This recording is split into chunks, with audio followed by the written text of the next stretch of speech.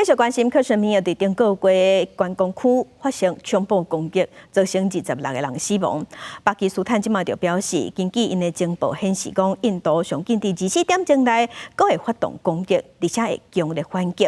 因为印度和巴基斯坦两国拢有核武，所以即马嘛引起国际上真烦恼。严格专家是分析讲，应该是袂变做全面的战争。 巴基斯坦资讯家广播部长塔拉30警告，已经掌握情报，印度计划在未来24到36点钟区内发动军事攻击。巴基斯坦批评安尼是无负责任，而且无法律依据，呼吁开始调查，也对攻击强烈回应。Pakistan will not be the first one to resort to any escalating move. However, in case of any escalating move by the Indian side, we will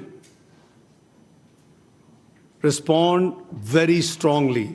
印巴两国这边的紧张关系，是因为顶个月2日，有武装分子伫印度控制喀什米尔地区度假胜地巴哈干发动恐怖攻击，造成至少26人死亡。印度指控巴基斯坦支持这边的攻击，但是巴基斯坦否认，双方关系更加紧张。印度总理莫迪29甲军方抑有维安单位首长开会，授权军方完全的行动自由，回应这边的恐怖攻击。It is pretty clear who is responsible for this.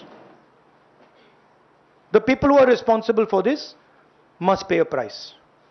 The Prime Minister has to take action, right? And the action has to be clear and it has to be strong. 印度加巴基斯坦一直拢伫咧抢喀什米尔的主权，两个国家分别控制当地部分地区，拢讲对规个喀什米尔地区有主权。专家讲，若发生战争，恐怕会造成人道主义危机。 Can't be full-scale war because both countries are nuclear power, nuclear forces. So there are very feeble chances that a full-scale war can be initiated, can be started. 美国国务院讲，国务卿卢比奥伫最近将会甲两个国家的外长会谈。联合国秘书长古提瑞斯谴责恐怖攻击，也敲电话给巴国的总理一个印度的外长，表示联合国愿意做中人调停，化解紧张局势。公司新闻。 为零5记枪编写。